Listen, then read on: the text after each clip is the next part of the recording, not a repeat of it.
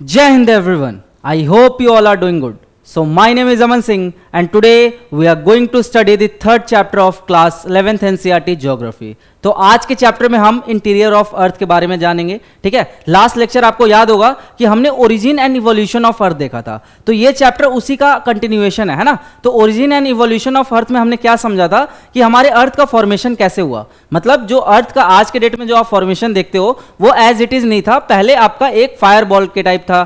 ठीक है, अर्थ उस टाइम पे आपका बैरन और रॉकी सरफेस हुआ करता था. जैसे अभी आपको लश ग्रीन सरफेस दिखता है, 70% से ज्यादा आपके वाटर सरफेस से कवर है हमारा अर्थ. ऐसा पहले नहीं था, है ना. वाटर भी इवन बाद में फॉर्मेशन हुआ उसका. तो हमने ये देखा था कि कैसे आपके अर्थ पे वाटर फॉर्मेशन हुआ, कैसे आपके लाइफ फॉर्म इवॉल्व हुए, है ना. और आज के डेट में जो आपको अर्थ देखने को मिलता है वाटर और कॉन्टिनेंट से कवर्ड, लश ग्रीन कॉन्टिनेंट से कवर्ड, वो आफ्टर सो मेनी इवोल्यूशन हमारा अर्थ ऐसा बन के आया है. ठीक है, अब हम आज अर्थ के इंटीरियर के बारे में जानेंगे कि अर्थ के अंदर क्या है. ठीक है, हम तो सरफेस पे रह रहे हैं अर्थ के, लेकिन अर्थ के अंदर भी तो कुछ होगा, है ना. तो उसको साइंटिस्ट कैसे जाने, क्योंकि ह्यूमनली पॉसिबल नहीं है कि अर्थ के इंटीरियर में डिग कर पाना. राइट, तो आज हम देखेंगे कि क्या क्या वो मेथडोलॉजी होता है जिससे हम अर्थ के इंटीरियर के बारे में जानते हैं. क्योंकि अगर हम अर्थ के इंटीरियर के बारे में नहीं जानेंगे तो हमें अर्थ पे जो मेजर फिनोमेना अकर होती है उसके पीछे की मैकेनिज्म का भी समझ ही नहीं आएगी. इसलिए अर्थ के इंटीरियर के बारे में बहुत जानना जरूरी है. अब माइंड में सवाल ये भी आता है कि अर्थ के इंटीरियर के बारे में हम डायरेक्टली तो जान नहीं पाएंगे, है ना.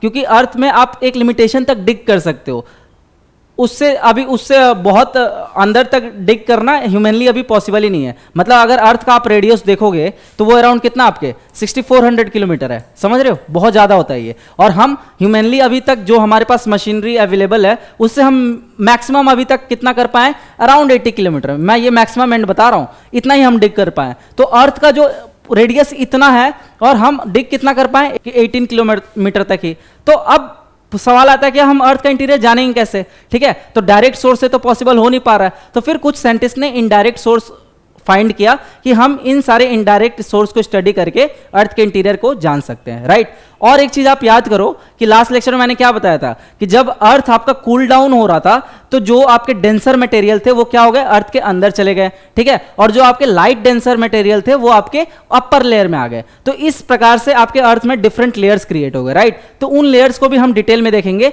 जो मेजर लेयर हम पढ़ते हैं अर्थ में वो कौन कौन सा होता है आपका, एक होता है आपका क्रस्ट. ठीक है, दूसरा होता है आपका मेंटल और तीसरा होता है कोर. राइट, और इनमें ही फिर आपके फर्दर सब डिवीजन होता है, अपर क्रस्ट, लोअर क्रस्ट, उसका upper mantle, lower mantle, and then उसके बाद आपका अपर कोर और इनर कोर. राइट, तो इन सब की कॉम्पोजिशन अलग है, इनमें मिलने वाले मिनरल्स भी अलग अलग हैं. तो ये सब अभी हम देखेंगे कि कौन सा आपके जो लेयर ऑफ अर्थ है वो किस स्टेट में है और ये हमें कैसे पता लगा. राइट, तो चलिए शुरू करते हैं चैप्टर को. आज के चैप्टर में बहुत मजा आने वाला है और हम बता दो कि चैप्टर बहुत ज्यादा इंपॉर्टेंट है क्योंकि यहां से आपके 2023 में प्रीलिम्स में सवाल आ रखा है, 2024 में आ रखा है, इवन 2025 में भी आ रखा है. तो समझ सकते हो कि इस चैप्टर से लगभग हर साल आपको प्रीलिम्स में या फिर अदर यूपीएससी लाइट एग्जामिनेशन में क्वेश्चन देखने को मिल जाता है. तो ये चैप्टर अपने में ही बहुत इंपॉर्टेंट रोल प्ले करता है और एनसीईआरटी में हर वो इंफॉर्मेशन दे रखी है जो कि आपको प्रीलिम्स का कोई भी क्वेश्चन सॉल्व करने में हेल्प करेगी. ठीक है, बाकी जो एक्स्ट्रा चीज है वो तो उसको बताने के लिए तो हम ही हैं. तो जो वैल्यू एडिशन वाला पार्ट होगा वो हम कर लेंगे. ठीक है, तो देखो सबसे पहले हम देखेंगे कि अंडरस्टैंडिंग अर्थ नेचर, अर्थ का नेचर क्या है. So considering the earth nature, it is a solid ball like a cricket ball और a hollow ball with a thick lithosphere. ठीक है, तो ये सब हम पढ़ के आ रहे हैं, इसमें कुछ बहुत ज्यादा आपको दिमाग नहीं लगाना है. उसके बाद जब धीरे धीरे एक्सप्लेनेशन आगे जाएगी तो मैं आपको एक्सप्लेन करूंगा. So volcanic eruption offer clues, hot molten lava, dust, smoke, fire and magma emerge from craters. तो मैं आपको वही बता रहा था कि अर्थ के इंटीरियर को जानने का क्या क्या सोर्स हमारा, क्योंकि आप देख पा रहे हैं कि ह्यूमनली हमारा कितना पॉसिबल है, मैक्सिमम 18 किलोमीटर तक हम डिग पा रहे हैं. इवन हम ओशन में भी जो ड्रिल किए हैं वो मैक्सिमम कितना किलोमीटर तक कर पाए, 12 किलोमीटर तक. ठीक है, जो हाई डीपेस्ट पॉइंट अब तक हमने सर्च किया वो कौन सा, मरियाना ट्रेंच. राइट, लेकिन ओशन का इतना ही डीप है. अभी हम देख रहे हैं कि जो अर्थ का रेडियस है 6400 किलोमीटर है, मतलब ओशन डेप्थ भी बहुत ज्यादा होगा, है ना. तो हम उसका बोल सकते हो आप कि 1-2% भी अब तक हम उसके डेप्थ तक नहीं पहुंच पाए. तो अब हम अर्थ के इंटीरियर को जानेंगे कैसे, सवाल यह आता है. तो हमारे पास दो टाइप के सोर्स होते हैं, एक तो होता है हमारा डायरेक्ट सोर्स, एक होता है हमारा इनडायरेक्ट सोर्स. ठीक है, तो डायरेक्ट सोर्स में एक मेथड तो यही हो गया कि मशीनरी का यूज करके जितना तक आपका डिग कर पा रहे हो, ड्रिल कर पा रहे हो, उतना तक आपको सरफेस ऑफ अर्थ का नेचर पता लग जाएगा. राइट, तो आपको 16 किलोमीटर 18 किलोमीटर तक आपको अर्थ का सरफेस के बारे में जानने को मतलब पता लग जाएगा from the direct drilling method और डिगिंग मेथड, राइट। तो हम बेसिकली जो डायरेक्ट मेथड से क्या किसके बारे में जान पाएंगे, क्रस्ट के बारे में जान पाएंगे, क्योंकि क्रस्ट क्या है आपका अपर लेयर ऑफ अर्थ है। दूसरा जो डायरेक्ट सोर्स है वो है आपका कि वोल्केनो, ठीक है। तो वोल्केनो आपको पता है कि वोल्केनो में जो लावा आपका इमर्ज होता है, पहले तो वो मैग्मा होता है, जब वो मैग्मा सरफेस पे पहुंचता है तो उसको हम क्या बोलते हैं, लावा बोलते हैं, राइट। तो देखो ये जो वोल्केनो का ओरिजिन होता है ये डीप इनसाइड दी अर्थ से होता है, ठीक है। तो जब मैग्मा इमर्ज होता है और जब आपके सरफेस से पहुंचता है तो उसको हम लावा बोलते हैं, और जब वो लावा सॉलिडिफाई हो जाता है तो वो आपके किस में कन्वर्ट होता है, इग्नियस रॉक में कन्वर्ट होता है, ठीक है, इग्नियस रॉक। और उस इग्नियस रॉक को स्टडी करके हम अर्थ के बारे में कुछ डिटेल्स पता लगा सकते हैं, राइट। तो वोल्केनो जो मेजरली आपके कहां से आते हैं, आपके अपर मेंटल से आते हैं, ठीक है, अपर मेंटल। तो इसकी भी एक लिमिटेशन आ गई, क्योंकि मोस्टली जो वोल्केनो इमर्ज हो रहे हैं वो डीप इनसाइड द अर्थ से तो हो रहे हैं, लेकिन कहां से, अपर मेंटल से। लेकिन अभी भी हमें कोर के बारे में नहीं पता लग रहा है ना। तो कोर के बारे में आप पता लगाने के लिए हम क्या यूज करेंगे, तो डायरेक्ट मेथड तो हमारे पास खत्म हो गया। एक तो था डायरेक्ट ड्रिलिंग, एक था दूसरा वोल्केनो की जो वोल्केनो जो आपके इग्निशियस रॉक है उनको स्टडी करके हम अर्थ के बारे में कुछ हद तक जान सकते हैं। फिर आपके आते हैं इनडायरेक्ट मेथड। तो इनडायरेक्ट मेथड में जो सबसे मेजर सोर्स होता है वो होता है आपका सिस्मिक वेव्स, ठीक है। तो उसी को हम आगे देखेंगे। So the interior of the earth can be understood only by indirect evidences। यही मैं बता रहा था आपको कि अगर हमें अर्थ के पूरे इंटीरियर को जानना है तो एक ही मात्र सोर्स है, इनडायरेक्ट सोर्स, ठीक है। डायरेक्ट सोर्स से हम एक लिमिट तक ही अर्थ के इंटीरियर को जान पाएंगे। इनडायरेक्ट सोर्स का यूज हमें लेना ही मतलब उसका हेल्प हमें लेना ही पड़ेगा पूरे अर्थ के इंटीरियर को समझने के लिए। फिर देखो आगे, surface configuration, the configuration of the surface of the earth is largely a product of the process operating in the interior of the earth। फिर आपका आता है लैंडस्केप शेपिंग। तो जो आपके लैंडस्केप दिखते हैं अर्थ पे तो वो आज फॉर्म नहीं हुए हैं, है ना, उन पे बहुत सारे आपके फोर्सेस अप्लाइड हुए हैं। जैसे दो टाइप के आपके फोर्स एग्जिस्ट करते हैं, एक इंडोजेनिक फोर्स और एक होता है आपका एक्सोजेनिक फोर्स। इंडोजेनिक फोर्स वो फोर्स हैं जो आपके अर्थ के अंदर से लगते हैं, है ना, जैसे through the earthquake, through the volcano, या फिर कोई भी माइनिंग एक्टिविटी हो रही है तो ये सब आपके इंडोजेनिक फोर्सेस हो जाते हैं जो कि अर्थ के अंदर से फोर्सेस एग्जर्ट होते हैं। और कुछ फोर्सेस आपके एक्सोजेनिक फोर्सेस होते हैं जैसे कि इरोजनल फोर्स, है ना। तो इरोजन आपके किस किस के कौन कौन से एजेंट के थ्रू हो सकता है, विंड के थ्रू, वाटर के थ्रू, राइट। उसके बाद और भी वेरियस सोर्सेस है, ओवर द टाइम भी आपके इरोजन होता है। तो ये सब हो जाते हैं आपके एक्सोजेनेटिक फोर्स। तो ये सब फोर्सेस भी हम नेक्स्ट चैप्टर में आगे आने वाले चैप्टर्स में डील करेंगे। यहां पे हम आज मेजरली हमारा जो डिस्कशन है वो रखेंगे अर्थ के इंटीरियर को समझने में, राइट। तो देखो वही बता रहा है कि लैंडस्केप जो आपके अर्थ पे आज के समय पे देखने को मिलते हैं, इसमें दो फोर्स का रोल है, एक है इंडोजेनिक फोर्सेस, एक है एक्सोजेनिक फोर्सेस। जैसे जो माउंटेन बिल्डिंग देख रहे हो, तो माउंटेन बिल्डिंग आपका कैसे हुआ, आपके प्लेट मूवमेंट, जब दो प्लेट आपके कोलाइड कर रहे हैं या फिर दो प्लेट आपके ड्रिफ्ट कर रहे हैं एक दूसरे से दूर, ड्रिफ्ट अवे, है ना। तो ये सब भी हम देखेंगे प्लेट टेक्टोनिक्स में, ये आपके नेक्स्ट चैप्टर में आएगा, अगले आने अपकमिंग चैप्टर्स में ये सब चीज़ें हम डिटेल में देखेंगे। अभी हम बेसिकली लैंडस्केप फॉर्मेशन को यहाँ पे डिस्कशन अवॉइड करेंगे। यहाँ पे बस थोड़ा सा हिंट दे दिया है ताकि हम नेक्स्ट चैप्टर में जाके लैंडस्केप के बारे में पढ़ेंगे। तो वही मैं बताता हूँ कि एनसीईआरटी के जो भी चैप्टर्स आपके बनाए गए हैं ना, तो अगर आप डायरेक्ट फोर्थ चैप्टर उठा के पढ़ोगे तो आपको एक लिंक नहीं बैठ पाएगा, ठीक है। तो आप फर्स्ट चैप्टर से जब पढ़ते जाते हो ना तो आपका ऐसे जैसे सीढ़ी आप एक बार में तो चढ़ नहीं जाते हो, पांचवा सीढ़ी, है ना, पहले धीरे धीरे फर्स्ट स्टेप रखते हो, फिर दूसरा स्टेप, फिर तीसरा स्टेप, फिर चौथा स्टेप, वैसी चैप्टर से एनसीईआरटी के। पहले चैप्टर पढ़ोगे थोड़ा सा बेस बनेगा, फिर दूसरे चैप्टर में जाओगे तो उसके पीछे का जो कॉन्सेप्ट है उसको यूज करके दूसरे चैप्टर को अच्छे से समझ पाओगे आप। फिर आप तीसरे चैप्टर में पढ़ोगे तो दूसरे चैप्टर का कॉन्सेप्ट आएगा। तो इसीलिए एनसीईआरटी में बोला जाता है कि आपको पूरा पढ़ना होता है। ऐसा नहीं कि आप स्किप कर करके कोई भी चैप्टर पढ़ सकते हो, वो आप तब कर सकते हो जब आपने ऑलरेडी सारे चैप्टर्स को एक बार एटलीस्ट पढ़ रखा है, ठीक। तो वापस आते हैं हमारे चैप्टर पे। तो लैंडस्केप के बारे में हम अगले चैप्टर्स में देखेंगे, ठीक है। नेक्स्ट जो आपके लेक्चर्स होंगे उनमें देखेंगे। फिर आता है आपका ह्यूमन इन्फ्लुएंस। तो ह्यूमन इन्फ्लुएंस का भी बहुत बड़ा मतलब ह्यूमन फैक्टर तो हर जगह ही रोल प्ले करता ही है, जैसे क्लाइमेट चेंज ले लो या फिर जो अर्थ के लैंडस्केप फॉर्मेशन में भी ह्यूमन का बहुत बड़ा रोल है इन आर्टिफिशियल लैंडस्केप फॉर्मेशन, ठीक है। फिर देखो आगे, अभी भी हमारा डिस्कशन अब आ रहा है जाके इंटीरियर ऑफ अर्थ को हम इनडायरेक्ट सोर्स के हेल्प से कैसे जानेंगे, राइट। तो अभी जो हमने बता रहे हैं कि जो अर्थ का रेडियस है 6400 किलोमीटर के अराउंड है, ये हमें कैसे पता लगा, तो वही अब हम देखने जा रहे हैं। तो जो हमारे इनडायरेक्ट सोर्स है ना, इनडायरेक्ट सोर्स में आप बेसिकली मेजर कौन कौन से सोर्स लेते हो, एक तो होता है आपका सिस्मिक वेव, ठीक है, सिस्मिक वेव। दूसरा होता है आपका मिटियोर्स को स्टडी कर लो, वैसे ही आप मैग्नेटिक फील्ड को स्टडी कर सकते हो, मैग्नेटिक फील्ड, क्योंकि अर्थ भी हमारा क्या है, एक काइंड ऑफ मैग्नेट है। फिर ग्रेविटी को आप स्टडी कर सकते हो। तो ये सारे जो सोर्स है ना, इनको स्टडी करोगे तो आपको अर्थ के बारे में जानने को मिलता है। लेकिन ये क्या डायरेक्ट सोर्स है? अर्थ का इसमें डायरेक्ट कोई रिमेन है क्या? नहीं ना। डायरेक्ट हम कब बोलते हैं? जब हम अर्थ के ही किसी कंपोनेंट से अर्थ के बारे में जान रहे हैं। तो जैसे वोल्केनिक जो वोल्केनो जो आपका लावा निकल रहा था, वो क्या था? बेसिकली आपके अर्थ का ही मटेरियल था, उसको स्टडी कर रहे थे, इसलिए उसको डायरेक्ट बोल रहे थे। इन सबको इनडायरेक्ट इसलिए बोल रहे हैं क्योंकि ये अर्थ में होने वाले फिनोमेना है जिनको हम स्टडी करके अर्थ के बारे में पता लगा रहे हैं। तो that's why they are considered as indirect source. ठीक, तो इसमें भी जो मेजर सोर्स है आपका सिस्मिक वेव है। तो डिफरेंट टाइप के आपके वेव एग्जिस्ट करते हैं, ठीक है, वो अभी हम पढ़ने जा रहे हैं, जैसे primary wave, secondary wave, body wave, surface wave, right. और उन सब वेव को स्टडी करने के बाद, क्योंकि हर वेव की अपनी अपनी एक कैरेक्टरिस्टिक है, तो वो वेव का हम मूवमेंट को देखते हैं, राइट। और उन मूवमेंट को स्टडी करके हम ये बता पाते हैं कि जो आपका मेंटल है वो आपके सॉलिड स्टेट में है या लिक्विड स्टेट में है, जो आपका कोर है वो आपके सॉलिड स्टेट में है या लिक्विड स्टेट में। तो इस टाइप से हम स्टडी करते हैं। तो आई होप आप लोगों को एक मोटा मोटी आइडिया लग रहा होगा। अब एक एक करके डिटेल में देखेंगे हम। तो सबसे पहले देखो, अर्थ का रेडियस 6400 किलोमीटर है। ये भी हम कैसे जाने? आपके वेव के थ्रू, राइट। तो हमने वेव के मूवमेंट को स्टडी किया, क्योंकि वेव आपके पूरे डीप इनसाइड द अर्थ तक जा सकता है, ये उसकी खासियत है, ठीक है। उसके बाद देखो, the earth radius is approximately 6378 kilometre. आप मोटा मोटी 6400 किलोमीटर याद रखना, ठीक है, राउंड फिगर में, क्योंकि एग्जैक्ट तो ये भी नहीं है ना।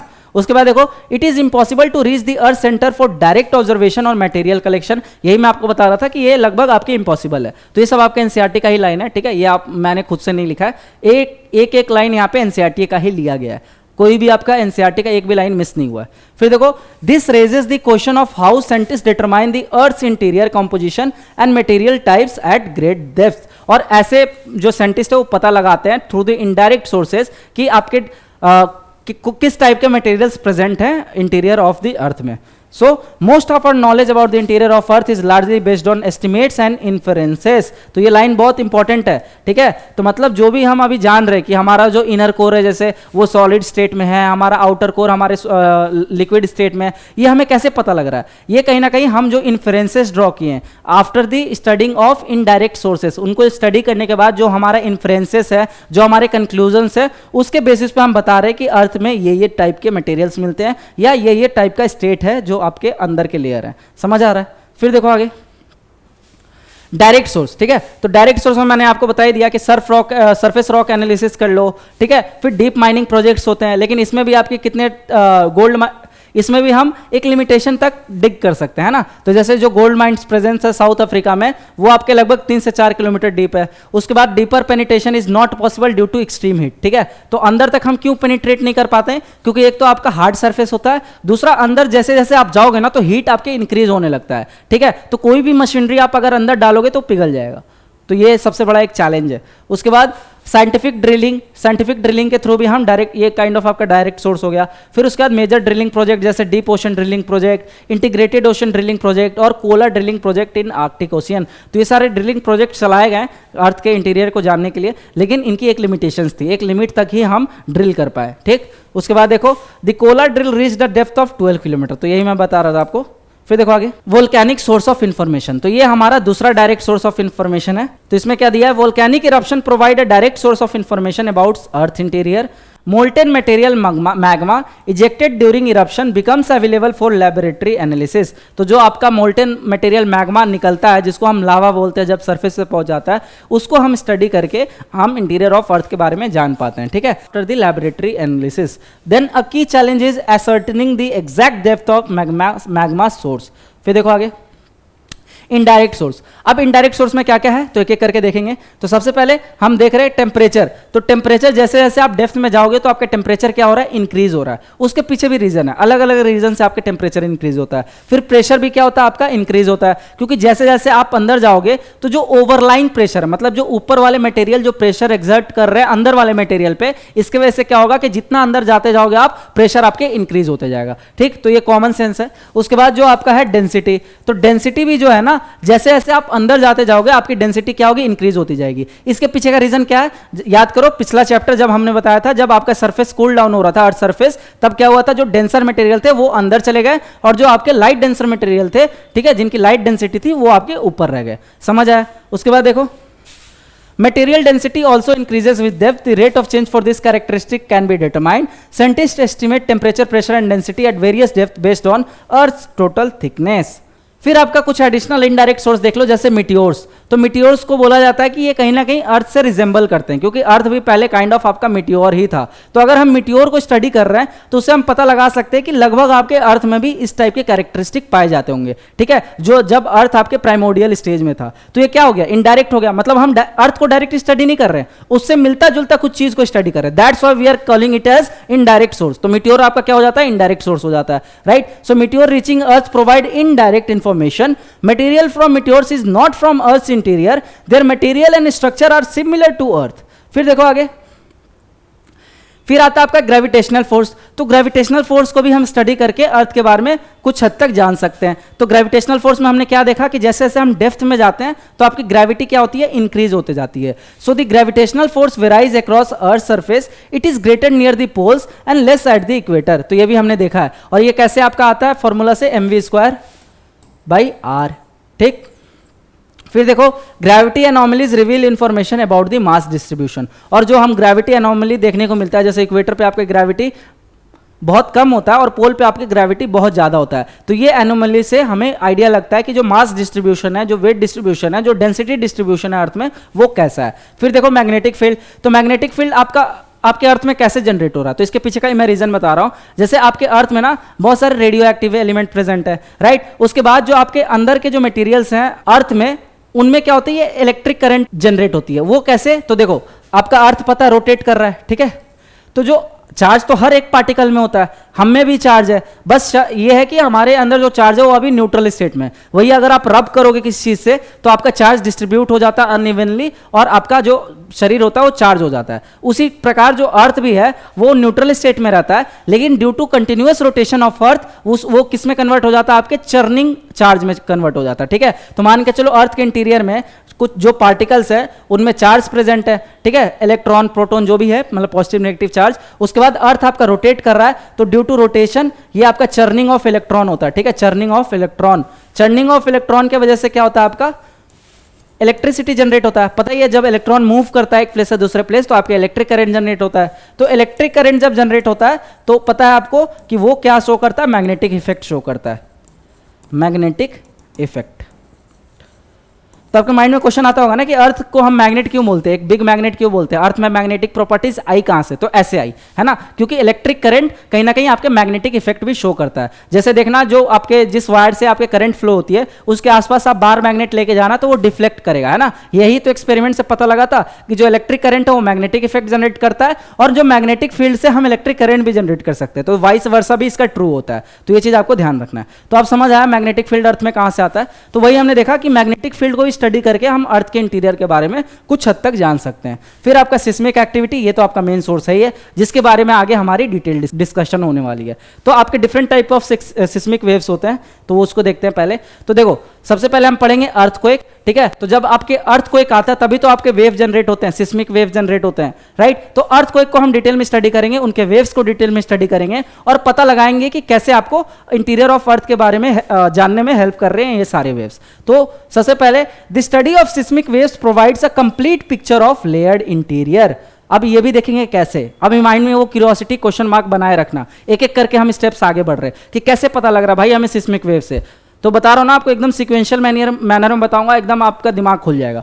फिर देखो, an earthquake is the shaking of the earth. Earthquake होता क्या आपका, तो इसको आप कैसे डिफाइन करोगे अर्थक्वेक को, सिंपल, कोई भी trembling of earth, shaking of earth, है ना, ड्यू टू एनी एक्सटर्नल और इंटरनल फोर्सेस, या फिर बोल सकते हो और थोड़ा ज्योग्राफिकल टर्म में बोलना चाहो तो इंडोजेनिक और exogenic forces is known as earthquake, right. So earthquake is the shaking of the earth, a natural event. It is caused by the release of energy which generates waves that travel in all the direction. तो जब आपका earthquake आता है तो ये आपके energy generate करता है, ठीक है, in the form of wave, और वो वेव आपके हर डायरेक्शन में मूव करता है, ठीक है। तो इसमें भी दो टाइप के आपके एनर्जी जनरेट होते हैं, दो टाइप के आपके वेव जनरेट होते हैं। एक तो होता है आपका बॉडी वेव, एक होता है आपका सरफेस वेव। बॉडी वेव जो होता है वो आपके इंटीरियर ऑफ अर्थ से जनरेट होता है, और सरफेस वेव वही जब आपके बॉडी वेव जब सरफेस से पहुंचता है तो वो कन्वर्ट हो जाता है सरफेस वेव में। समझ आया। सो अब अर्थक्वेक किन किन कारणों से जनरेट हो सकता है पहले हम वो देखेंगे, और उसके बाद हम जो वेव्स है उनके बारे में डिटेल स्टडी करेंगे। तो सबसे पहले तो आपका एक नेचुरल, कि आपको पता है कि प्लेट जो है आपके कंटिन्यूअसली मूव कर रहे हैं। अगर नहीं भी पता है तो हम नेक्स्ट चैप्टर में जब प्लेट टेक्टोनिक्स देखेंगे, कॉन्टिनेंटल ड्रिफ्ट थ्योरी देखेंगे, तो हमें वहां पे आपको आइडिया लग जाएगा कि जो आपके प्लेट्स हैं, ठीक है, अर्थ के अंदर के प्लेट्स हैं, चाहे वो आपके ओशियनिक प्लेट हों, चाहे आपके कॉन्टिनेंटल प्लेट हों, ये दोनों आपस में ये सारे मूव करते हैं ना, कभी कभी ये कोलाइड करते हैं, कभी कभी ये ड्रिफ्ट करते हैं, एक दूसरे से दूर जाते हैं।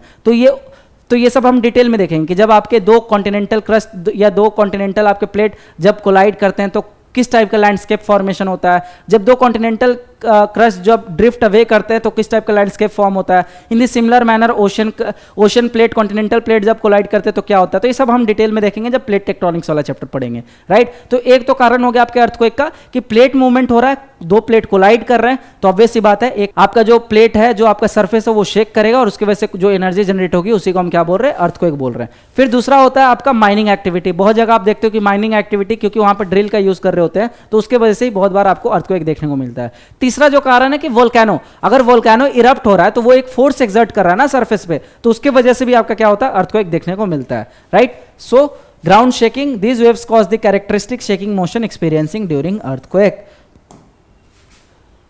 सो why does the earth shake, तो ये मैंने बता दिया, पहले तो फॉल्ट फॉर्मेशन हो रहा है। So energy release occurs along a fault. Fault हम किसको बोल रहे हैं, जो आपके एज पे प्रेजेंट रहते हैं। जैसे ये प्लेट है आपका, ओशियनिक हो गया या कॉन्टिनेंटल ले लो, इसके जो एज पे क्या होता है, आपके फॉल्ट प्रेजेंट रहता है, ठीक है। या फिर जब अर्थक्वेक आता है तब भी ये फॉल्ट क्रिएट हो जाता है, क्रैक क्रिएट हो जाता है, राइट। तो energy releases along a fault. A fault is a sharp break in the crystal rock. और ब्रेक का क्यों होगा, जब वो कोलाइड करेंगे या फिर ड्रिफ्ट करेंगे एक दूसरे से। फिर सेकेंड, रॉक मूवमेंट। तो बहुत सारे rock along a fault move in opposite direction, friction initially locks them together. Then आपके tendency to move overcome friction. उसके बाद बहुत बार आप देखते हो कि जो मेंटल प्ल्यूम होता है या जो आपका वोल्केनो होता है ना, उसके वजह से जब मैग्मा ऊपर आता है तो वो भी क्या करता है, जो फ्रिक्शन जो दो रॉक्स को या अर्थ सरफेस को बाइंड करके रखा है उसको ओवरकम कर देता है, वो जो आपका मैग्मा आता है अंदर से, ठीक है। तो उसके वजह से भी क्या होता है, ये सब दूर जाते हैं एक दूसरे से और आपके अर्थक्वेक कॉज करते हैं, क्रिएट करते हैं। फिर देखो wave generation. So this process release energy waves travel in all direction.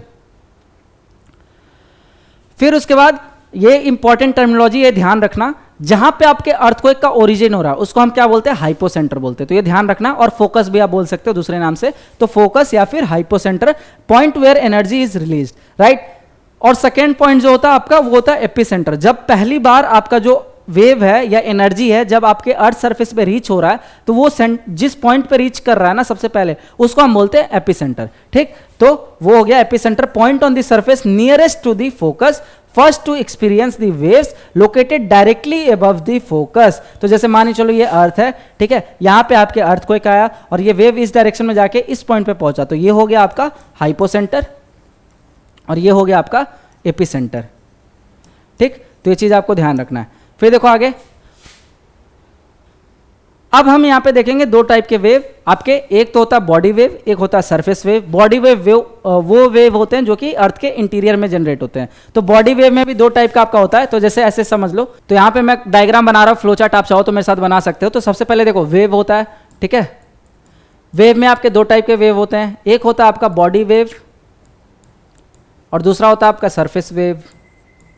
दोनों के बीच का डिफरेंस मैंने बता दिया। फिर बॉडी वेव में भी आपके दो टाइप के वेव आते हैं, एक होता है आपका प्राइमरी वेव जिसको हम पी वेव भी बोलते हैं, दूसरा होता है आपका सेकेंडरी वेव, ठीक है। और सरफेस वेव में आपके रेले वेव और लव वेव, ठीक है। और ये सरफेस वेव जो होते हैं ये ज्यादा डिजास्टरस होते हैं, ठीक है, ज्यादा डिजास्टर कॉज करते हैं। इन चार वेव में से जो आपका एक ही वेव है जिसका डायरेक्शन क्या होता है, प्रोपोर्शनल होता है, पैरेलल होता है इन द डायरेक्शन ऑफ वेव, ठीक है। तो जो पार्टिकल मूवमेंट होती है पी वेव में, जो पी वेव में जो पार्टिकल मूवमेंट होती है, particle movement is in the direction of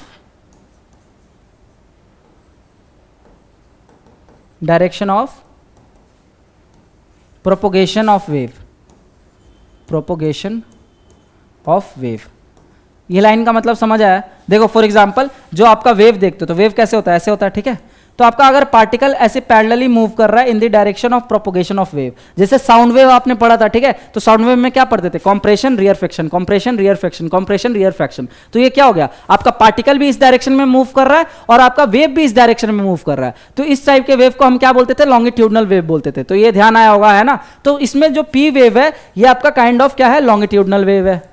ये सब एग्जाम पूछते हैं यहां से, ठीक है। तो ये ध्यान रखना, पी वेव आपका क्या हो गया, लॉन्गिट्यूडनल ट्यूडनल वेव, ठीक है। और बाकी जो तीनों वेव है ये क्या है, आपके ट्रांसवर्स वेव का प्रॉपर्टी शो करते हैं। ट्रांसवर्स वेव नहीं है, ये गलती मत करना, ये सारे ट्रांसवर्स वेव नहीं है, बट ट्रांसवर्स वेव में क्या होता है, आपका जो आपके पार्टिकल मूवमेंट होता है वो आपके प्रोपोगेशन ऑफ वेव के परपेंडिकुलर होता है, ठीक है। तो इन तीनों में भी जो पार्टिकल मूवमेंट है वो आपके वेव के प्रोपोगेशन के परपेंडिकुलर है। ये चीज इतना समझ आया, ठीक है। तो ये ध्यान रखना, लॉन्गिट्यूडनल वेव जब बोलेंगे तो पी वेव की बात कर रहे हैं, अगर हम ट्रांसवर्स वेव की बात करें या फिर बोल रहे हैं कि अगर पार्टिकल आपका परपेंडिकुलर मूव कर रहा है from the direction of propagation of wave, तो वो हम किसकी बात करें, सेकेंडरी वेव या फिर जो आपके सरफेस वेव्स है। इतना क्लियर हुआ? ये नहीं क्लियर हुआ तो दोबारा माइंड में बार बार रिकॉल करो, ये इसलिए मैंने आपके लिए फ्लो चार्ट बनाया। सो अर्थक्वेक वेव्स में क्या होता है, देखो इसके बारे में अब एक एक करके डिटेल देखेंगे, ठीक है। पहले ये इंफॉर्मेशन देख लेते हैं। So all natural earthquake occur in the lithosphere, तो ये चीज ध्यान रख लेना, बहुत इंपॉर्टेंट स्टेटमेंट है। अगर मान के चलो आपके एग्जामिनेशन में पूछ लिया कि सारे अर्थक्वेक क्या आपके लिथोस्फीयर में आते हैं, तो ये स्टेटमेंट ट्रू होगा, क्योंकि हमारा जो जनरल कंसेप्शन रहता है वो क्या रहता है कि एक्सट्रीम स्टेटमेंट गलत होते हैं, लेकिन कुछ एक्सट्रीम स्टेटमेंट आपके सही होते हैं ना। तो ज्यादातर जो, या फिर बोलो कि लगभग सारे जो अर्थक्वेक आते हैं वो आपके लिथोस्फीयर में आते हैं। लिथोस्फीयर हम किसको कंसिडर करते हैं, तो ये भी आपके लिए जानना जरूरी है। तो वो होता है हमारा क्रस्ट प्लस अपर मैंटल, ठीक है। तो क्रस्ट प्लस अपर मेंटल को हम क्या कंसिडर कर रहे हैं, लिथोस्फीयर कंसिडर कर रहे हैं। तो इतना चीज आप ध्यान रखना, राइट। देन लिथोस्फीयर का जो एक्सटेंट होता है वो कितना होता है, तो देखो पहले आपका होता है, मैं आपके लिए एक नया पेज ले लेता हूं, ये नया पेज है, ठीक है। तो मैं आपको लेयर ऑफ अर्थ बता रहा हूं, थोड़ा यहां से आपको आइडिया लग जाएगा, ताकि जो मैं एक्सप्लेनेशन कर रहा हूं उसको आप विजुलाइज कर पाओ। नहीं तो ऐसे क्या होगा कि मैं बोलूंगा लेकिन वो काइंड ऑफ आपको एक कथा जैसा लगेगा ना, कथा नहीं सुनना है यहाँ सत्यनारायण भगवान का, यहाँ पे आपको याद करना है। तो देखो सबसे पहले आपका मैं बता रहा हूँ क्रस्ट आता है, ठीक है। क्रस्ट में आपके दो पार्ट होते हैं, अपर क्रस्ट और आपका लोअर क्रस्ट। मैं शॉर्ट फॉर्म में लिख दे रहा हूं, ठीक है, लोअर क्रस्ट। फिर आता है आपका मेंटल, ठीक है।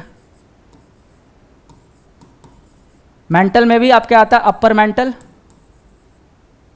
और लोअर मेंटल। फिर आता है आपका कोर में आता है आपका अपर कोर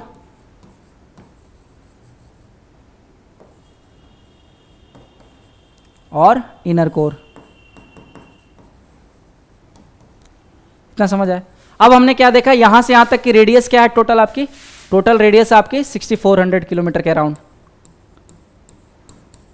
जो आपका क्रस्ट है इसका क्या है 0 to, इसकी जो थिकनेस है 0 to 100 किलोमीटर है, ठीक है। फिर जो आपका मेंटल है इसकी थिकनेस आपकी कहां तक है, अपर मेंटल की ये है आपकी लगभग 200 किलोमीटर की, ठीक है। फिर आपकी अपर मेंटल से लोअर मेंटल आपके कितने तक है, 2900 किलोमीटर तक है, ठीक है। और फिर 2900 किलोमीटर से लेके आपके 6400 किलोमीटर तक क्या है आपका कोर है। इतना समझ आया? फिर मैं थोड़ा कलर चेंज कर लेता हूं, तो ये ध्यान देना है ना, ये जो डिस्टेंस है जब मैं अब आपको एक्सप्लेन कर रहा हूं तो आपको आइडिया रहेगा, ठीक। अपर मेंटल को हम एस्थेनोस्फीयर भी बोलते हैं, एस्थेनोस्फीयर, ठीक है। और लिथोस्फीयर हम किसको बोल रहे हैं, यहां से यहां तक को, ये अब पूरा क्रस्ट और जो अपर मेंटल है इतने पार्ट को हम क्या बोल रहे हैं, लिथोस्फीयर बोल रहे हैं, लिथोस्फीयर। फिर इन सब का स्टेट आप जान लो, है ना। स्टेट कैसे पता लगाया हमने, आई होप आप लोगों को ये क्लियरली विजिबल होगा, एक बार मैं देख लेता हूं। फिर इसका स्टेट देख लेते हैं, ठीक है। अब स्टेट हमें कैसे पता लगा है, वेव को स्टडी करके, वो भी हम देखेंगे कि कैसे हमें स्टेट पता लग रहा है। लेकिन अभी के लिए आप माइंड में फिट कर लेना कि कौन कौन सा स्टेट है। तो जो आपका क्रस्ट का स्टेट है ये क्या है, सॉलिड है, ठीक है। फिर जो अपर मेंटल आपका क्या है, मॉल्टेन स्टेट में है, ये चीज ध्यान देना। फिर जो लोअर मेंटल आपके ये क्या है, सॉलिड स्टेट में है, ठीक है। फिर जो अपर कोर है आपके ये क्या है, लिक्विड स्टेट में है, राइट। और फिर जो इनर कोर है आपके ये किस में है, सॉलिड स्टेट में है। इतना समझ आया? फिर आपके कुछ डिसकंटिन्यूटी होते हैं, ठीक है, उस डिसकंटिन्यूटी को भी अभी देख लेते हैं हम। तो जो ऊपर अपर क्रस्ट और लोअर क्रस्ट को जो डिवाइड कर रहे हैं उस डिसकंटिन्यूटी का नाम क्या है, यहां पे एक मैं लाइन मार्क कर दे रहा हूं, है ना, ऐसे कलर चेंज कर लेते हैं, ठीक है। तो जो अपर क्रस्ट है ये दिख नहीं रहा होगा आपको, दूसरा कलर ले लेते हैं। जो अपर क्रस्ट है और जो लोअर क्रस्ट है इसको कौन सा डिवाइड कर रहा है आपके? कोनोरॉड, कोनोरॉड डिसकंटिन्यूटी, ठीक है। फिर लोअर क्रस्ट और अपर मेंटल को कौन सा डिवाइड कर रहा है? मोहरोविक, मोहरोविक डिसकंटिन्यूटी, ठीक है। फिर अपर मेंटल और लोअर मेंटल इसको कौन आपके डिवाइड कर रहा है? रेपिटी, ठीक है। फिर लोअर मेंटल और अपर कोर को कौन डिवाइड कर रहा है आपके? गुटेनबर्ग, गुटेनबर्ग, ठीक है। और अपर कोर और लोअर कोर को आपके कौन कर रहा है? Layman, layman. समझ आया?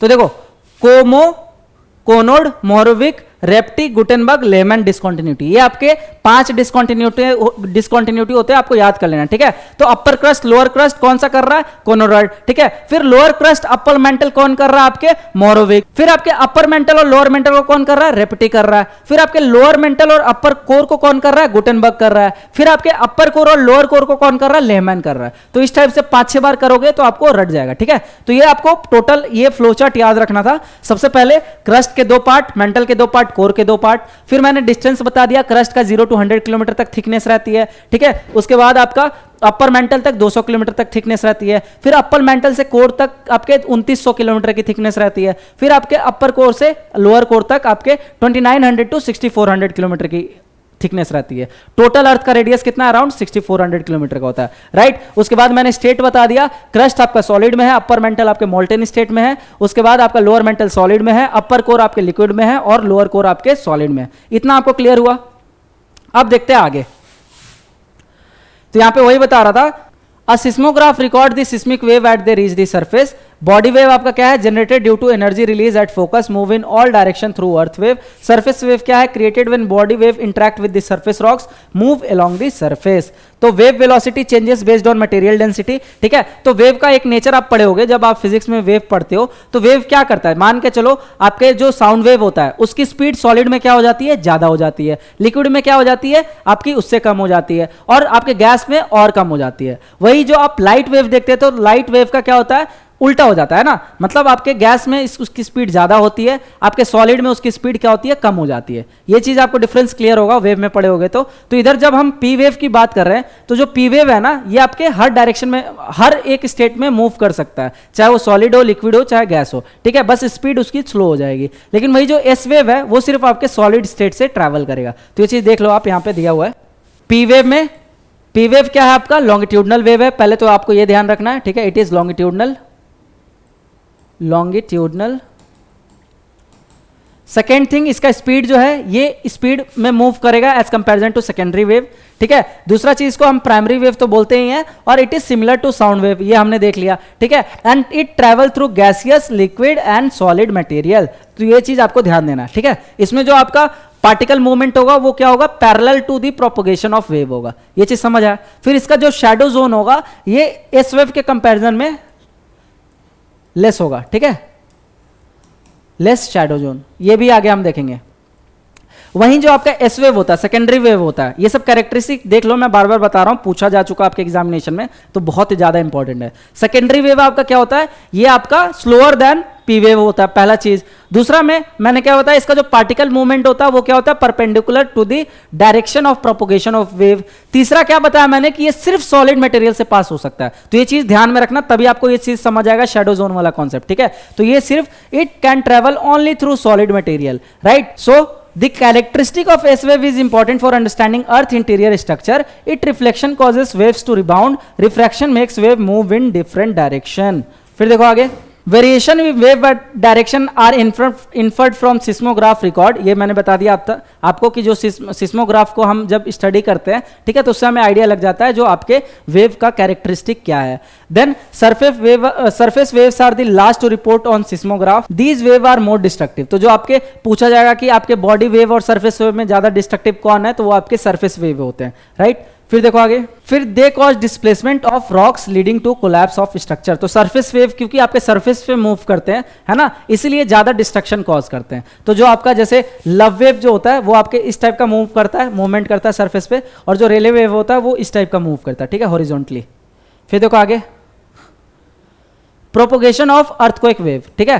तो पहले आपका हो रहा है पी वेव वाइब्रेशन, तो सबसे पहले पी वेव वाइब्रेट कर रहा है parallel to the direction of the wave, फिर this exert pressure on the material in the direction of propagation. ये सब मैं आपको बता दिया है ना, इसलिए रीड कर रहा हूं, बाकी आपको आइडिया लग गया होगा अब।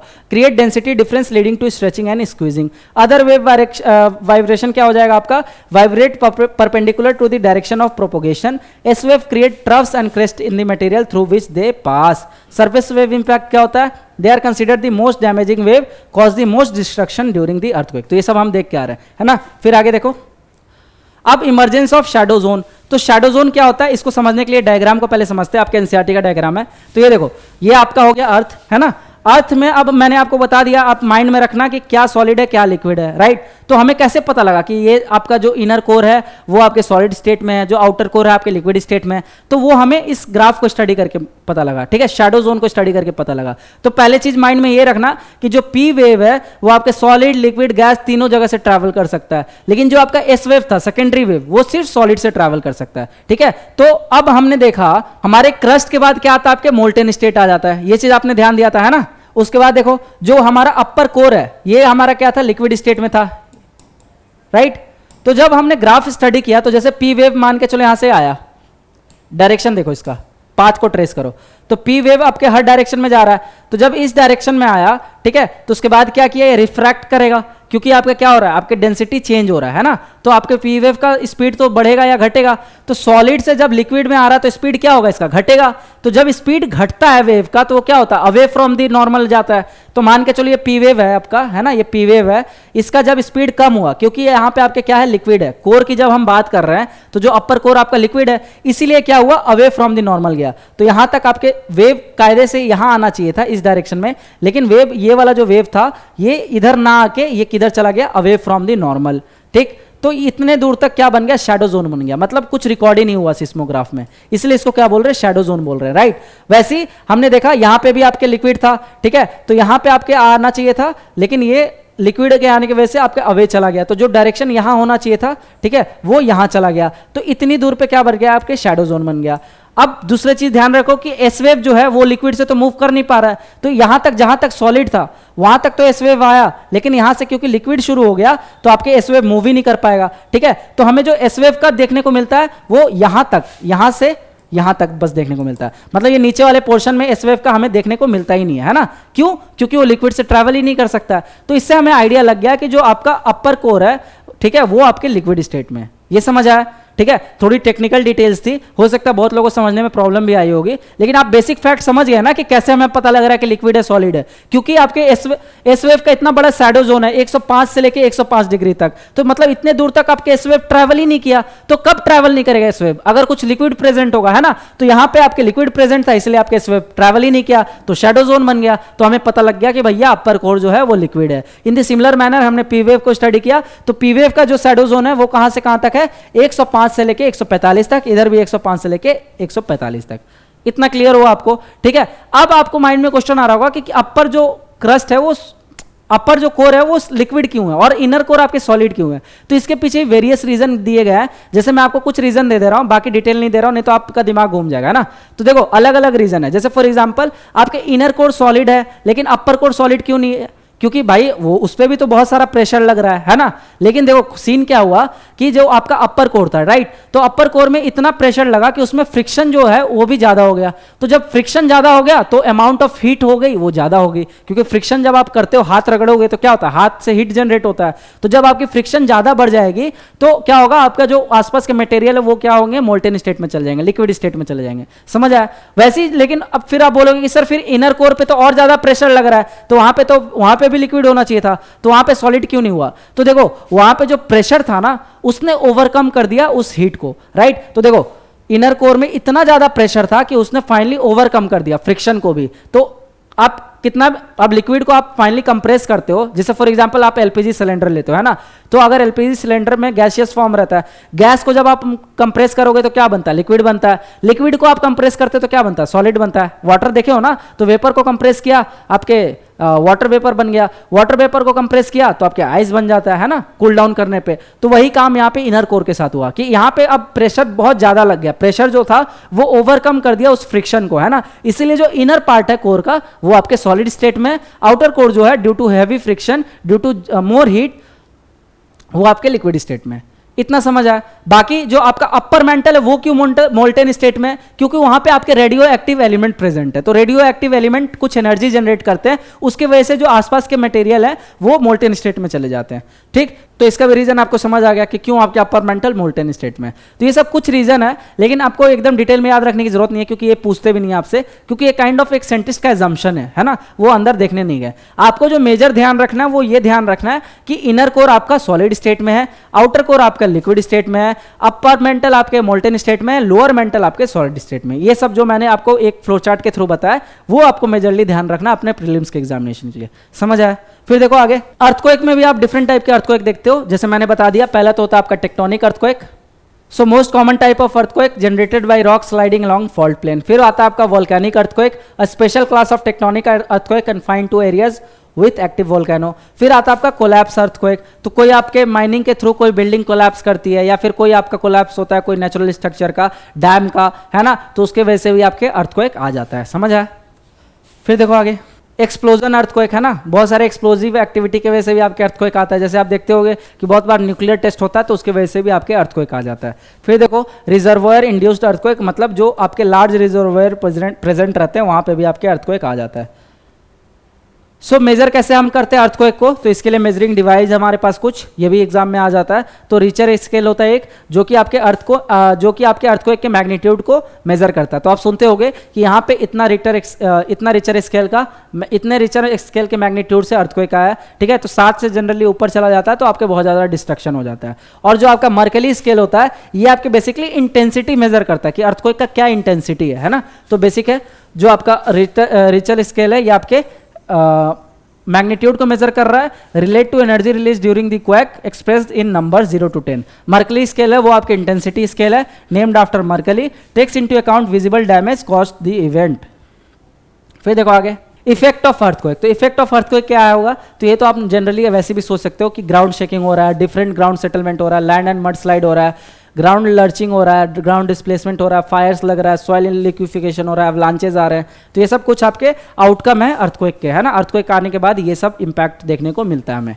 फिर देखो, The first 6 effect bear upon landform, other effect cause immediate concern to life and properties। तो जो पहले 6 effect थे ये बेसिकली आपके लैंडफॉर्म को इम्पैक्ट करते ज़्यादातर, और जो आपके दूसरे इफेक्ट थे अदर इफेक्ट वो आपके immediate concern to life and property, मतलब जो जान माल का नुकसान करते हैं। ये जो बाकी इम्पैक्ट है ऊपर वाले 6 को छोड़ के। Then tsunamis are wave generated by tremors not earthquake themselves. तो सुनामी आपके कहाँ पे आते हैं, ओशंस में आते हैं, ठीक है। तो सुनामी जनरली अर्थक्वेक नहीं होते हैं, ये आपके जो अंदर जो आपके ओशन प्लेट में जो अगर कोई मूवमेंट होता है, ठीक है, या वहाँ पे कुछ अर्थक्वेक लाइक सिचुएशन बनता है, जैसे ट्रेमर्स आता है, तो उसके वजह से आपके सुनामी आकर होते हैं, है ना। तो सुनामी आता है तो क्या होता है, बहुत ज़्यादा हाई वेव्स आते हैं और पूरा सिटी को एक सिटी को उड़ा के ले जाते हैं, जो कोस्टल सिटीज़ होते हैं। तो सुनामी एक बहुत बड़ा आपदा होती है। हमारे इंडिया में भी 2004 में आया था सुनामी, ठीक है। उसी टाइम पे जो आपका इंदिरा पॉइंट था वो क्या था, डूब गया था, है ना। देखो आगे, फ्रीक्वेंसी ऑफ अर्थक्वेक अकरेंस। तो ये देख सकते हो हमारे यहाँ पे भुज में भी अर्थक्वेक आया था, बहुत बड़ा आपदा आया था। So earthquake are a natural hazard, high magnitude tremors can cause significant damage to life and property, major shock do not occur uniformly across all part of the globe. फिर अगर मान चलो अर्थक्वेक आपका 8+ आ रहा है रिचर स्केल पे, तो आपके बहुत हाई मैग्नीट्यूड का अर्थक्वेक है, बहुत ज्यादा डैमेज करने का पोटेंशियल रखता है। और वही अगर एक रिचर स्केल के मैग्नीट्यूड पे आ रहा है तो वो आपका टाइनी अर्थक्वेक होता है, ठीक है। So the distribution of earthquake and volcano will be discussed in detail in the next chapter. तो अर्थक्वेक और वोल्केनो का जो डिस्ट्रीब्यूशन है पूरे अर्थ में वो हम डिटेल में अगले चैप्टर में देखेंगे, ये एनसीईआरटी का कहना है ना। फिर देखो आगे, द क्रस्ट। अब हम क्रस्ट के बारे में पढ़ेंगे। तो आपके 2 टाइप के क्रस्ट है बेसिकली, एक होता है आपका ओशनिक क्रस्ट, एक होता है आपका कॉन्टिनेंटल क्रस्ट, राइट। तो दोनों में मैं बेसिक डिफरेंस बता दे रहा हूं, ये आप ध्यान रखो। तो जो आपका कॉन्टिनेंटल क्रस्ट होता है ना, इसकी थिकनेस ज्यादा होती है, लेकिन डेंसिटी जो होती है वो कम होती है। वही जो ओशियनिक क्रस्ट होता है उसकी डेंसिटी आपकी ज्यादा होती है और थिकनेस कम होती है ना। तो कोई भी चीज को अगर आप कंप्रेस कर दोगे तो क्या होगा, उसकी डेंसिटी बढ़ जाएगी। डेंसिटी मतलब क्या होता है, मास अपॉन वॉल्यूम। तो अगर या तो आप वॉल्यूम घटा दो, तो वॉल्यूम घटा रहे हो तो आपकी डेंसिटी बढ़ रही है। इसीलिए जो थिकनेस कम किया हमने ओशियन क्रस्ट का, तो आपका जो डेंसिटी है ओशन क्रस्ट का वो बढ़ जाता है। वही आपका जो कॉन्टिनेंटल क्रस्ट है उसका थिकनेस ज्यादा है तो आपकी डेंसिटी कम हो गई। ये चीज ध्यान रखना। So the outer most solid part of the earth, crust को, ये क्रस्ट के बारे में डेफिनेशन दे रखा है। It is brittle in nature, its thickness varies under ocean and continental area. There are 5 oceanic crust, means thickness in kilometre thinner than continental crust. 30 continental crust present है, average thickness in kilometre much thicker than oceanic. फिर 70 mountain region है, thickness in kilometre in Himalayan region maximum thickness. ठीक है, तो जो आपके mountains होते हैं इनकी थिकनेस सबसे ज्यादा होती है। So oceanic crust is thinner than continental crust, यही मैंने बताया, वही सब लिखा हुआ है। Then mean thickness of oceanic crust is 5 kilometre, ये चीज आप ध्यान रखना। वहीं पे जो आपका कॉन्टिनेंटल क्रस्ट है इसका जो थिकनेस है it is around 30 kilometre. Then continental crust is thicker in major mountain system, thickness can reach 70 kilometre in the Himalayan region. Then आता है आपका मेंटल। ठीक है, तो ये सब मैं आपको ऑलरेडी डिटेल में बता रखा हूँ। तो मेंटल का जो अपर पार्ट होता है इसको हम एस्थेनोस्फेयर भी बोलते हैं, और ये आपके मोल्टेन स्टेट में होता है, राइट। और ये आपके काइंड ऑफ लुब्रिकेंट का रोल प्ले करता है ना। तो जो वेलोसिटी होती है इसको कहीं ना कहीं ये स्लो करता है। किसकी वेलोसिटी, जो करंट की वेलोसिटी होती है या फिर जो वेव की वेलोसिटी होती है। So it acts as a shock absorber. So the portion of the interior beyond the crust is called the mantle. The mantle extends the Moho discontinuity to a depth of 2900 kilometre. तो ये मैंने आपको बता दिया था, है ना। तो देखो ये हो गया आपका एस्थेनोस्फेयर, यहाँ पे 100 किलोमीटर तक अप टू ये मेंटल है। फिर यहाँ से यहाँ तक 2900 किलोमीटर तक आप, ये आपके क्रस्ट है 0 to 100 किलोमीटर तक। फिर यहाँ से यहाँ तक आपके मेंटल है, ठीक है। उसके बाद आपका 2900 किलोमीटर से 6400 किलोमीटर तक आपके कोर है। बाकी ये मैंने बता दिया था, जो इनर कोर है आपके सॉलिड है, ये आपके लिक्विड है, ठीक। So asthenosphere, upper portion of the mantle, astheno means weak, extend up to 400 kilometre, main source of magma for a volcanic eruption। तो ज्यादातर जो आपके वोल्केनोज आते हैं वो आपके मेंटल से ही आते हैं, है ना। क्यों? क्योंकि यहाँ पे रेडियो एक्टिव एलिमेंट प्रेजेंट है और इसलिए हम इनको बोलते हैं मेंटल प्लूम्स। तो मेंटल प्लूम्स भी आपके यूपीएससी के मेंस में पूछा जा चुका है, राइट। तो इसके बारे में हम डिटेल में डिस्कशन करेंगे नेक्स्ट चैप्टर में। फिर जो लिथोस्फेयर के बारे में मैंने बता दिया था कि ये आपका क्रस्ट है और अपर पार्ट ऑफ मेंटल है, ठीक है। तो composed of the crust and upper most part of the mental, thickness इसकी क्या है 10 to 200 किलोमीटर। फिर हम आगे देखते हैं।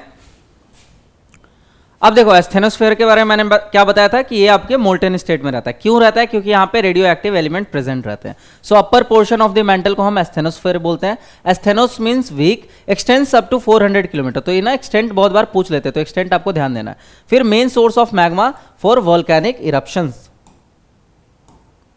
राइट। फिर देखो लिथोस्फेयर। तो लिथोस्फेयर के लिए मैंने क्या बताया था, composed of the crust and upper most part of the mental, thickness इसका कितना रहता है 10 से 200 किलोमीटर। तो ये थिकनेस जरूर ध्यान रखना, जो मैंने आपको पीछे फ्लो चार्ट के हेल्प से बता दिया है, ठीक है। तो वो फ्लो चार्ट को आप बना लेना और बार बार गो थ्रू करना, तो आपको चीजें याद हो जाएंगी। फिर जो आपका लोअर मेंटल रहता है, तो लोअर मेंटल का एक्सटेंट आपका कहां से कहां तक रहता है, x tends beyond the asthenosphere, exist in a solid state. तो ये सॉलिड स्टेट में रहता है, ठीक है। और इसका एक्सटेंट कहां तक रहता है, अप टू 2900 किलोमीटर, ठीक। और फिर 2900 से लेके 6400 किलोमीटर तक क्या रहता है, आपके कोर रहता है, ठीक है। तो अब आगे कोर देख लेते हैं। यहाँ पे आपको दे रखा है, बाकी ये चीज मैंने ऑलरेडी आपको बता दिया, ठीक है।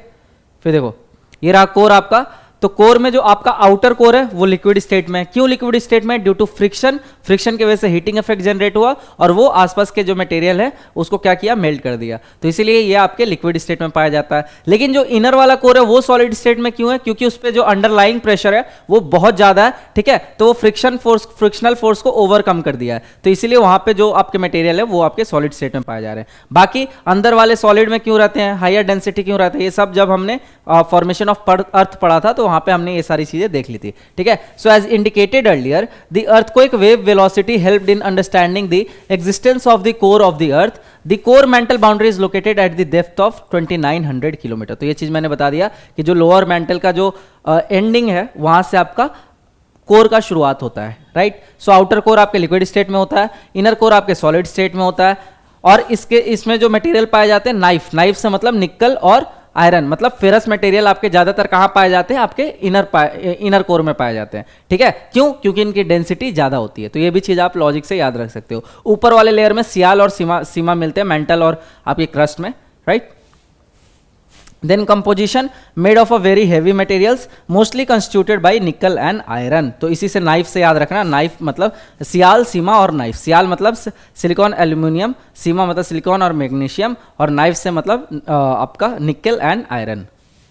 देन देखो वोल्केनोज एंड वोल्केनिक लैंडफॉर्म। अब यहाँ पे क्वेश्चन आता है कि जो वोल्केनो होता है इसका ओरिजिन कैसे होता है, ठीक है। तो इसकी ओरिजिन को भी हम डिटेल में देखेंगे नेक्स्ट चैप्टर में, जहाँ पे हम प्लेट टेक्टोनिक्स के बारे में पढ़ेंगे। यहाँ पे आप बेसिक जान लो, वोल्केनो का ओरिजिन तब होगा जब आपके दो प्लेट या तो कोलाइड करेंगे या आपके ड्रिफ्ट अवे करेंगे, ठीक है। तो अगर दो प्लेट कोलाइड कर रहे हैं तो क्या हर दो प्लेट के कोलाइड करने से वोल्केनो का ओरिजिन होता है? तो इसका आंसर है नहीं, ठीक है। तो कौन कौन से आपके दो प्लेट के कोलाइड करने से आपके वोल्केनो का ओरिजिन होता है? तो वो होता है आपका ओशन ओशन, ओशन कॉन्टिनेंट, बस, ठीक है। ओशन ओशन और ओशन कॉन्टिनेंट, दो प्लेट जब आपके कोलाइड करेंगे तो आपका वोल्केनिक ओरिजिन होता है। क्यों? क्योंकि ये आपके एक प्लेट डेंसर होता है, एक प्लेट आपका लाइटर होता है, तो एक प्लेट सबसाइड करता है। सबसाइड करने की वजह से वहाँ पे ये चीज़, जैसे एक प्लेट आपके सबसाइड कर जाएगा, ऐसे टकराएगा तो, और सबसाइड करने की वजह से जो ये आपका एज है यहाँ पे क्या होगा, फ्रिक्शन जनरेट होगा, फ्रिक्शनल फोर्स, और उस फ्रिक्शन की वजह से यहाँ पे आपका क्या होगा, जो आपके एलिमेंट है ये आपके मोल्टेन स्टेट में आ जाएंगे, ठीक है।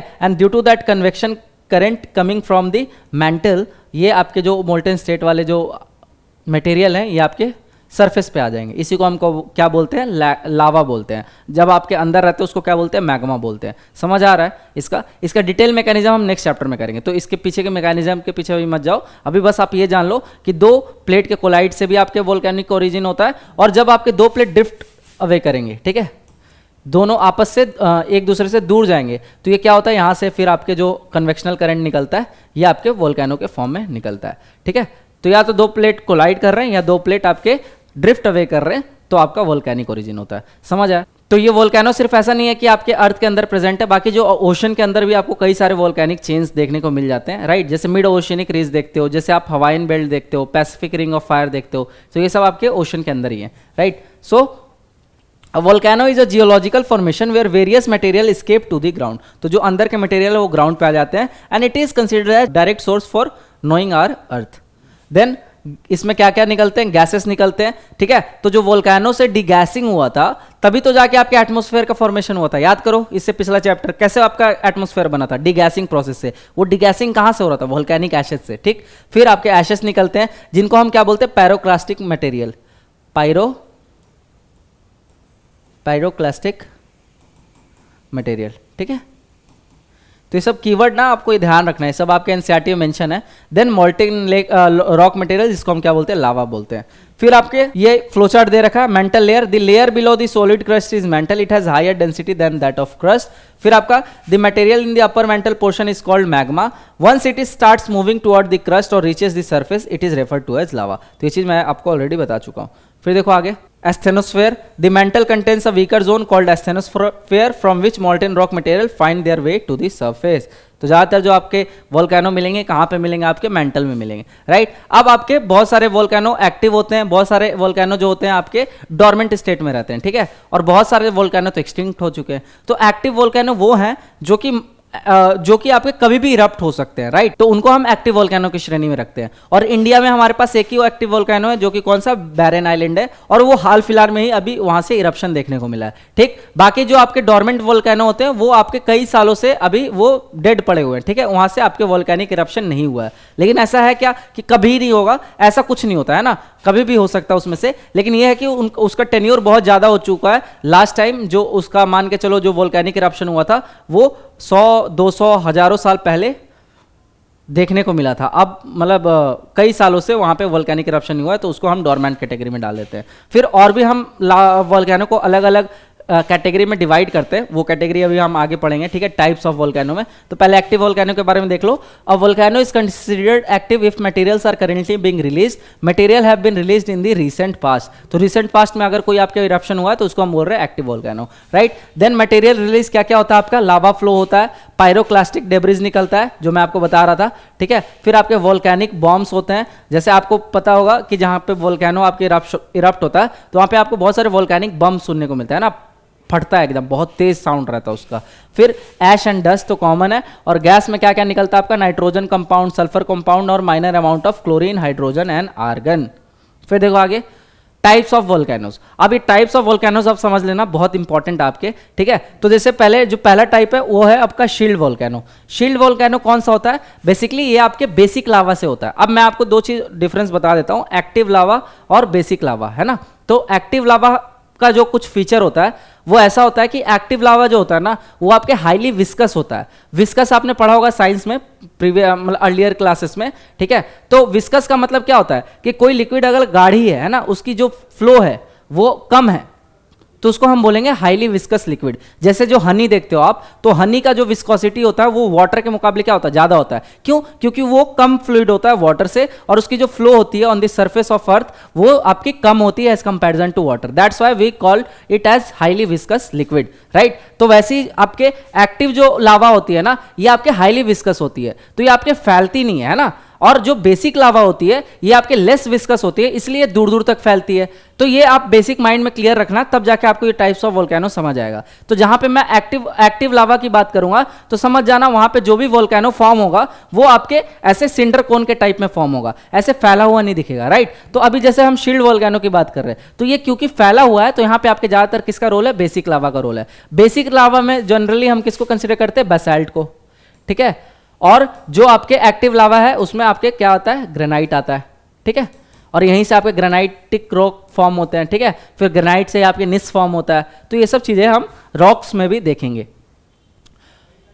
और जो आपके बेसिक लावा है वो आपके बेसिकली बेसाल्टिक लावा होता है, ठीक है। और जो टाइप ऑफ रॉक भी फॉर्म होता है ना, ये भी आगे ही देख लेते हैं। पहले वोल्केनो के टाइप्स में चल जाता है ना, नहीं तो ज्यादा आगे बढ़ जाएंगे तो आप कंफ्यूज कर जाओगे। तो शील्ड वोल्केनो समझ आया, लार्जेस्ट वोल्केनोज ऑन अर्थ, ठीक है। शील्ड वोल्केनो आपकी लार्जेस्ट वोल्केनो है जो कि अर्थ पे प्रेजेंट है, excluding basalt flows.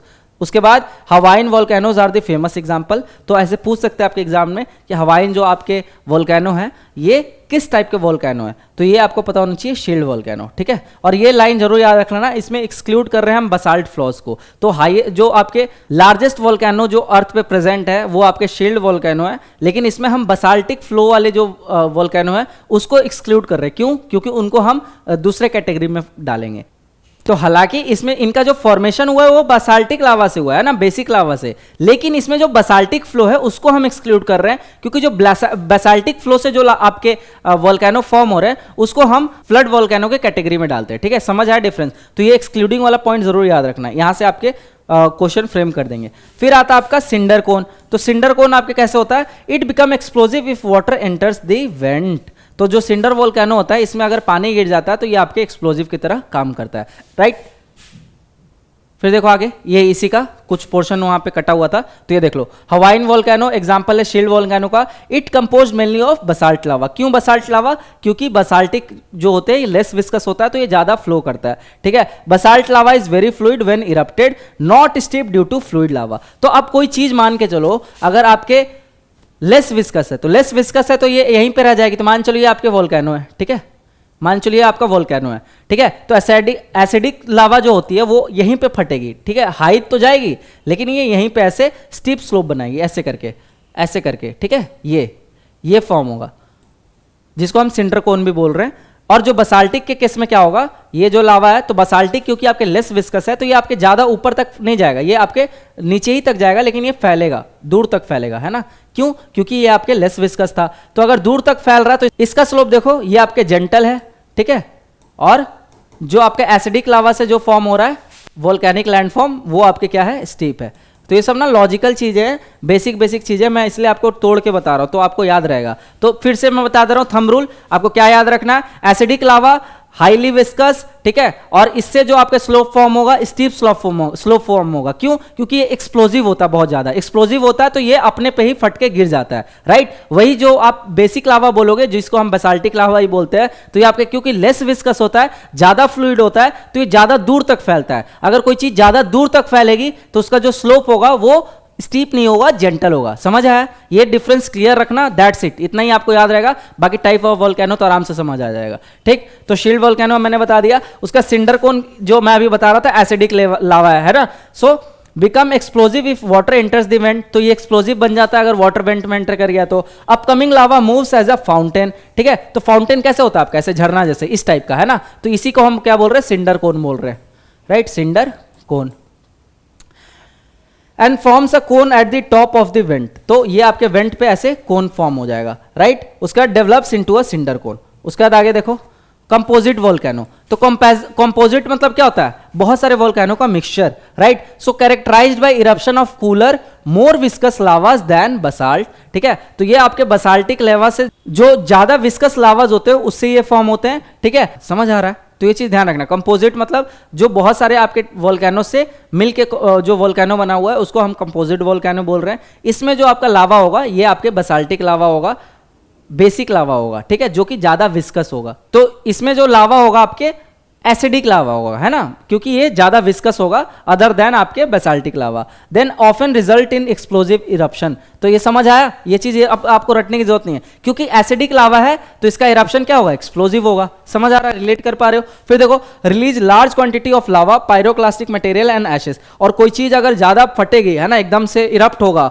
Bomb blast करेगा, तो क्या होगा, उसमें से ज्यादा आपके पायरोक्लास्टिक मटेरियल रिलीज होंगे। तो ये भी चीज ध्यान रखना। तो हमने शील्ड वोल्केनो क्या देखा, आपका बेसिक लावा। उसके बाद हमने सिंडर कोन क्या देखा, एसिडिक लावा। वैसे कंपोजिट जो कोन है ये भी आप कंपोजिट जो आपका वोल्केनो ये भी क्या है, एसिडिक कैरेक्टरिस्टिक शो कर रहा है, highly viscous liquid, highly viscous lava show कर रहा है। Then material accumulates near vent opening, accumulation leads to formation of layers, layer make the mountains appear as composite volcano. तो ये आप एग्जांपल देख सकते हो, ये देखो, ये इसमें लेयर फॉर्म हो जाते हैं, ठीक है, और ये आपके अपीयर माउंटेन जैसे दिखते हैं, क्योंकि layer by layer, layer by layer, layer by layer बन गया, तो ये आपके माउंटेन जैसा बन जाता है ये, ठीक है।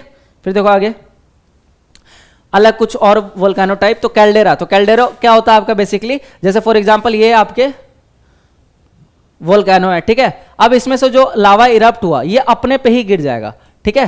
तो अपने पे गिरेगा तो इसकी जो वेंट थी, जो इसकी ओपनिंग थी, ये क्या हो गई, और आपके एक्सटेंड हो गई, है ना। तो इसको हम क्या बोल रहे हैं, कैल्डेरा बोल रहे हैं। So most explosive volcano on earth, तो ये तो फैक्ट है, याद रख लेना, कैल्डेरा जो है आपका सबसे ज्यादा एक्सप्लोजिव वोल्केनो है। Tend to collapse on themselves, अपने ऊपर ही ये गिर जाते हैं। तो अपने ऊपर जब गिरते हैं ना, तो ये जो वेंट होता है ये आपके क्या होता है, कैल्डेरा बन जाता है। देखो पहले हम अगर छोटी ओपनिंग है तो उसको हम क्या बोल रहे हैं, वेंट बोल रहे हैं, ठीक है। फिर इससे थोड़ी सी बड़ी ओपनिंग हुई तो इसको हम बोलते हैं सिंडर, ठीक है। और उसके बाद अगर ज्यादा बड़ी हो गई तो इसको हम क्या बोलेंगे, कैल्डेरा बोलेंगे, ठीक है। तो कैल्डेरा लेक आप सुनते होंगे, कैल्डेरा लेक आपको कहां मिलते हैं, वोल्केनिक जो माउंटेन्स होते हैं वहां पे आपको कैल्डेरा लेक मिलते हैं। तो यहां पे वो एक्सप्लोजन हुआ तो छोटा वेंट था, फिर ये थोड़ा बढ़ा, ठीक है, तो सिंडर कोन बना, और ज्यादा एक्सप्लोजन हो गया, मतलब लावा फटा और अपने ऊपर ही गिर गया, तो और क्या हुआ, डिप्रेशन एक्सटेंड हो गया, ठीक है। तो उसको हम क्या बोल रहे हैं, कैल्डेरा बोल रहे हैं। समझ आए ये चीज। फिर their explosiveness indicate a huge magma chamber in close vicinity. फिर आता है आपका फ्लड बसाल्ट प्रोविंसेस। तो फ्लड मतलब क्या हो गया, कोई चीज अगर फैल रही है, तो अब यहां पे आप खुद लॉजिक लगाओगे, फ्लड आपका एसिडिक होगा या बेसिक होगा, कौन आपका ज्यादा फ्लो करता है, कौन आपके लो विस्कस होता है, आपके बसाल्टिक लावा ज्यादा विस्कस, लेस विस्कस होता है ना। तो मतलब फ्लड बसाल्ट की जब हम बात कर रहे हैं तो आपके ऑटोमेटिक दिमाग में आना चाहिए, मैंने स्लाइड भी नहीं देखा है ना, आपको भी नहीं देखना, आप डायरेक्ट बता दो कि यहां पे बसाल्टिक लावा का रोल होगा, है ना। और जो आप हमारे यहां पे जो डेक्कन प्लेट्यू है इसका फॉर्मेशन कैसे हुआ है, ये भी आपके फ्लड बसाल्ट वोल्केनो के कैटेगरी में आता है, और इसका फॉर्मेशन भी आपके लावा फ्लो से हुआ है ना। जब इंडियन प्लेट जब आपके यूरेशियन प्लेट से कोलाइड करने जा रहा था, ठीक है, नॉर्थवर्ड ड्रिफ्ट कर रहा था, तो बीच में वो रियूनियन हॉटस्पॉट से क्या हुआ, इंट्रैक्ट किया, और जब रियूनियन हॉटस्पॉट से इंट्रैक्ट किया तो वहां पे आपके क्या हुआ, लावा इरप्ट हुआ, फिर उसके बाद वो फैला, सॉलिडिफाई हुआ, तो आपके डेक्कन प्लेट्यू का फॉर्मेशन हुआ। डेक्कन प्लेट्यू का फॉर्मेशन कब हुआ, आपके क्रेटेशियस पीरियड में, जो कि जिसका टाइम पीरियड क्या था आपका, अराउंड 200 मिलियन ईयर्स अगो, ठीक। तो ये सब चीजें बेसिक है, ध्यान रखना, ठीक। So outpour highly fluid lava that flows for long distances, common चीज। Some areas covered by thousand of square kilometre thick basalt lava flows can have a series of flows some over 50 meter thick. Individual flows may extend for hundreds of kilometer. तो ये जो लावा होते हैं ना बहुत दूर दूर तक फैलते हैं, ठीक है, और आपके बड़े बड़े प्लेट्यू का फॉर्मेशन करते हैं। उसके बाद देखो मिड ओशनिक रिज वोल्केनोस, तो ये मैंने बता दिया, जो ओशन के अंदर वोल्केनोस पाए जाते हैं। तो जब दो आपके ओशनिक प्लेट आपके ड्रिफ्ट करते हैं, अपार्ट ड्रिफ्ट अवे, एक दूसरे से दूर जाते हैं, तो आपके क्या होता है, वोल्केनिक इरप्शन होता है, और उसके बाद क्या फॉर्म होता है, आपके मिड ओशनिक रिज फॉर्म होता है। तो जो लार्जेस्ट मिड ओशनिक रिज आपके कहां पे प्रेजेंट है, अटलांटिक ओशन में प्रेजेंट है, राइट। तो ये उसी कैटेगरी में लाई करता है। So occur in oceanic areas, system of mid oceanic ridges spans over 70,000 kilometre across all ocean basins. Its central proportion of this ridge experience frequent eruption. और ये मैं जो फैक्ट बता रहा था कि जो हमारे यहाँ पे डेक्कन ट्रैप है ये कैसे बना है, आपके फ्लड बसाल्ट लावा से, जो कि कहाँ पे प्रेजेंट है, Maharashtra plateau and to be specific Indian peninsular plateau में, राइट। फिर देखो आगे, वोल्केनिक लैंडफॉर्म। अब आपके वोल्केनिक लैंडफॉर्म कुछ होते हैं, ये अच्छे से याद कर लो, ये सारे आपके हाई यील्डिंग टॉपिक है प्रीलिम्स के लिए। तो दो टाइप के आपके वोल्केनिक लैंडफॉर्म होता है, एक होता है इंट्रूसिव, एक होता है आपका एक्सट्रूसिव। इंट्रूसिव मतलब क्या हुआ, जो कि अंदर ही फॉर्म हो रहा है ना, और एक्सट्रूसिव मतलब जो बाहर निकल के फॉर्म हो रहा है। तो इंट्रूसिव में क्या क्या होगा, तो मैं आपको इसका भी लॉजिक बता रहा हूं, सिंपल सी बात है। जो एसिडिक लावा है ना, क्योंकि ये विस्कस है तो ये ज्यादा ऊपर तक आ नहीं पाएगा, आएगा तो फटेगा, है ना।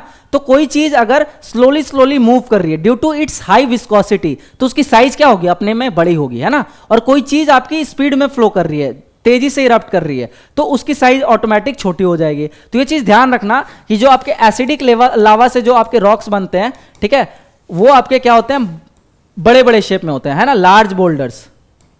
और ये कहां पे बन रहे हैं, आपके इनसाइड दी वोल्केनो चैम्बर, ये याद रखना, इसलिए ये इंट्रूसिव फॉर्म में आ गए। वैसे ही थोड़े से ऊपर जाएंगे, अगर कोई मिडवे बन रहा है, जैसे मान चलो ये आपके वोल्केनो है, ठीक है, अगर जो आपके यहां पे मैग्मा चैम्बर, जहां से आपका मैग्मा निकल रहा है, तो अगर यहां पे आपके बन रहा है तो इसको हम बोलेंगे एसिडिक, ठीक है, या फिर प्लूटोनिक।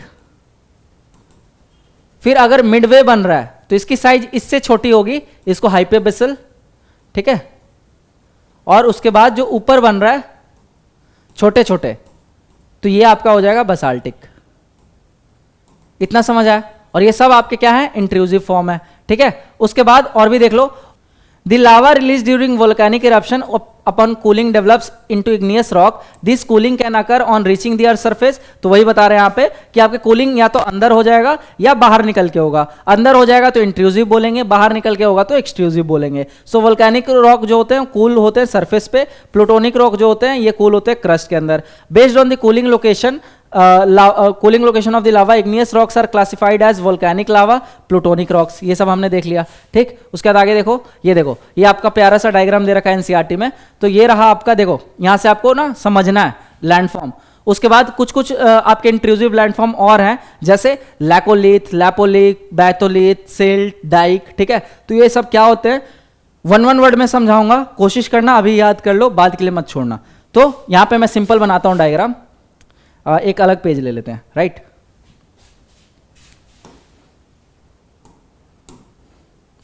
तो देखो ये आपके मैग्मा चैम्बर, ठीक है।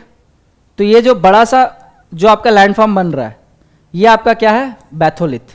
तो ये क्या आपका बैथोलिथ, ठीक। उसके बाद आप जब ऊपर जाओगे तो आपको एक सॉसर शेप में देखने को मिलेगा, राइट। तो ये क्या होता है आपका, ये होता है लैपोलिथ, लैपोलिथ। तो ये देखो ये कौन सा शेप में है, सॉसर शेप में है, राइट। उसके बाद आपका इसी का उल्टा बना दो, इन्वर्टेड फॉर्म, ये चीज, राइट। तो ये क्या बन जाएगा आपका, लैकोलिथ, लैकोलिथ, ठीक है। उसके बाद इसी में जो आपका ऐसे पैरेलली फॉर्म होगा, ठीक है, ये, तो ये क्या हो जाएगा आपके डाइक, राइट। फिर ये वेवी लाइक स्ट्रक्चर अगर कोई फॉर्म हो रहा है, इस टाइप का वेव लाइक स्ट्रक्चर, ठीक है, तो इसको हम क्या बोल देंगे, फैकोलिथ, फैकोलिथ। और अगर मान के चलो कोई इसके पैरेलल अगर फॉर्म हो रहा है इस टाइप से, तो ये क्या हो जाता है आपका सिल्ट, ठीक है, समझ आया। तो सबसे नीचे वाला बैथोलिथ, सॉशर शेप में लैपोलिथ, उसके बाद इन्वर्टेड सॉशर तो लैकोलिथ, उसके बाद आपके अगर parallel to the batholith rock वो हो गया आपका डाइक, उसका अगर वेवी फॉर्म में अगर कोई फॉर्म हो रहा तो हो गया फैकोलिथ, और अगर परपेंडिकुलर है बैथोलिथ से तो वो हो गया आपका सिल्ट। अब आओ इमेज पे, ये मैं आपको सिंप्लीफाई करके बना दिया। तो ये देखो ये रहा आपका बैथोलिथ, नीचे वाला बैथोलिथ हो गया, ठीक है। उसका ये देखो डाइक आपका कैसे हो गया, ये हो गया डाइक, डाइक आपका कैसे हो गया, ये हो गया डाइक, ठीक है। और स्टॉक आपका कैसे हो गया, ये हो गया स्टॉक, राइट। उसके बाद देखो लैकोलिथ मैंने क्या बताया था आपके इन्वर्टेड सॉसर शेप, राइट। फिर देखो सिल हो गया आपके ऐसे, तो इसमें लैपोलिथ नहीं दिख रहा है मेरे को, ठीक है, लैपोलिथ मैंने एक्स्ट्रा बता दिया। बाकी यहां पे मैं जो डायग्राम बताया हूं ना, इसमें ये करेक्शन कर लेना, ये आपका सिल है, ठीक है, ये आपका सिल है, और ये आपका क्या है, ये आपका डाइक है, ये डाइक है। थोड़ा सा कन्फ्यूजन मेरे को ही हो जाता है, बट आपको यहाँ पे ध्यान रखना है। और उसके बाद जो अलग अलग वोल्केनो हमने पढ़ा, तो जैसे ये था आपका कंपोजिट वोल्केनो, ये था आपका लावा मेसा, ठीक है, ये आपका है सिंडर कोन, ये है आपका ऐश कोन, ठीक है, और ये है आपका volcanic neck with radiating dykes. ये चीज समझ आना चाहिए। फिर आगे देखो, टाइप्स ऑफ इंट्रूसिव फॉर्म्स, तो उन्हीं सबका एक्सप्लेनेशन दे रखा है। तो बैथोलिथ आपका क्या होता है? Large body of magmatic material cool in deeper depth of the crust forming large domes appear on surface after denudational process remove overlying materials. तो जब ऊपर का जो आपका लेयर डेन्यूड हो जाता है, ठीक है, इरोजन के थ्रू हट जाता है, तब जाके आपको ये बैथोलिथ देखने को मिलते हैं। फिर लैपोलिथ, फैकोलिथ एंड सिल्स आपके क्या हो गए? तो ये मैंने बता दिया। लैपोलिथ जो होता है ये आपका upward moving lava spread horizontally into a weak plane and develop into a saucer shape, तो ये मैंने आपको बताया था। And concave to the sky, तो कॉन्केव टू द स्काई मतलब क्या होता है आपके? ये होता है, ठीक है, ये कॉन्केव टू द स्काई। फिर फैकोलिथ हमने देख लिया। फैकोलिथ आपका कैसा था? ऐसे था, ठीक है, वेव लाइक स्ट्रक्चर। लैकोलिथ आपका कैसा था? लैकोलिथ था आपका inverted saucer shape, right? So it is large dome shaped intrusive bodies, feature a level base and connected by a pipe like conduit from below, resemble surface volcanic domes of composite volcano but located at deeper depth, ठीक है। तो ये आपके डोम जैसा दिख रहा है, लेकिन ये आपके डेप्थ में लोकेटेड होता है, डेप्थ में। फिर डाइक्स में मैंने क्या बताया आपको? Form when lava makes its way through cracks and fissures in the land, solidify almost perpendicular to the ground. तो ये देखो, ये जो आपका डाइक था ये क्या था? ये परपेंडिकुलर टू द ग्राउंड। शुरू में मैंने इसको सिल बता दिया था, ये है आपका डाइक और सिल आपका ये है, ठीक है, जो कि पैरेलल टू द ग्राउंड है। तो ये हो गया परपेंडिकुलर, परपेंडिकुलर, और ये हो गया आपका पैरेलल। तो ये सब लैंडफॉर्म बहुत ज्यादा इंपॉर्टेंट है आपके, ठीक है, एग्जाम में प्लिम्स में एज इट इज आपसे पूछ लेते हैं, तो इसको आपको याद रखना है। तो ये देख सकते हो डाइक्स वगैरह का, और ये ज्यादातर आपके कहाँ पाए जाते हैं? महाराष्ट्र वगैरह में पाए जाते हैं, right. So the near horizontal bodies of the intrusive igneous rocks are called sill and sheet depending on the thickness of the material. The thinner ones are called sheets while the thick horizontal deposits are called sill. तो जो आपके thick deposit है उसको हम सिल्स बोल रहे हैं, और जो थिन है आपकी उसको हम शीट बोल रहे हैं। समझ आया? तो इस चैप्टर में इतना ही इंपॉर्टेंट था। जो भी इंपॉर्टेंट की टेक अवेज थे, जो भी याद करना, जो भी प्रीलिम्स के लिए इंपॉर्टेंट है, वो सब मैंने आपको बता दिया। तो आई होप आप लोगों को लेक्चर मजा आ रहा होगा, है ना। तो जो भी आपको जैसा भी लग रहा है अपना फीडबैक जरूर देना। बाकी हम आपसे नेक्स्ट क्लास में मिलते हैं नए लेक्चर के साथ, और नेक्स्ट क्लास में हम कॉन्टिनेंटल ड्रिफ्ट पढ़ेंगे, प्लेट टेक्टोनिक्स पढ़ेंगे, तो बहुत मजा आने वाला है, ठीक है। तो बने रहिए और देखते रहिए। तो मिलते हैं फिर आपसे नेक्स्ट लेक्चर में।